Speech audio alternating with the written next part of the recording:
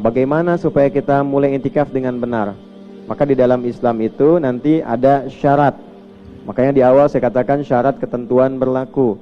Ya, bagaimana syarat ini membuat i'tikaf kita menjadi benar. Di antara syarat pokoknya nanti ada 3. Baik ya, yang pertama, benar i'tikaf itu dilakukan di masjid untuk ibadah bagi muslim. Artinya bagi yang belum muslim, walaupun memaksakan untuk i'tikaf, dilakukan i'tikaf, maka i'tikafnya dipandang belum sah dalam konteks menunaikan ibadahnya. Itu syarat pertama.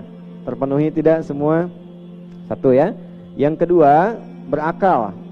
Berakal itu maksudnya dilakukan dalam kesadaran yang baik, sehingga ibadahnya sadar, doanya sadar, baca Qur'annya sadar.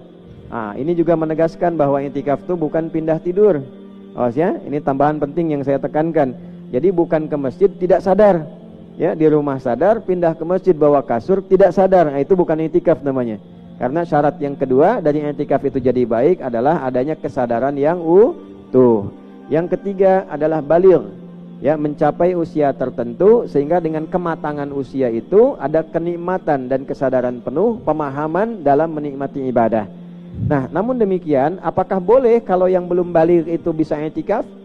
Tadi kan ini banyak juga adik-adik anak-anak kita ya, yang belum tentu baligh, boleh i'tikaf enggak?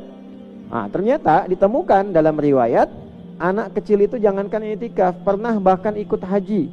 Di era Nabi SAW ada anak kecil ikut haji dengan ibunya.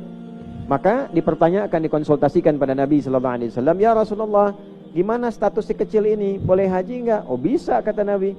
Ada pahalanya enggak? Sangat diberikan di sisi Allah Subhanahu wa taala pahalanya. Bahkan Allah menegaskan dalam Al-Qur'an, wa kana fadlullahi 'alaika 'azima. Ya, keutamaan yang Allah berikan pada Nabi sallallahu alaihi wasallam itu begitu besar. Kalau kepada Nabi begitu besar, diberi kewenangan yang sangat luar biasa, maka mengalir pula tuntunan untuk mencontoh kewenangan dari Nabi ini dari segi ibadah yang diperlankan pada kita sehingga melahirkan pahalanya. Kemudian juga Allah Subhanahu wa taala mengatakan di penutup surat Al-Hajj, waf'alul khaira, perbanyaklah berbuat baik la'allakum tuflihun, supaya kalian cenderung bahagia.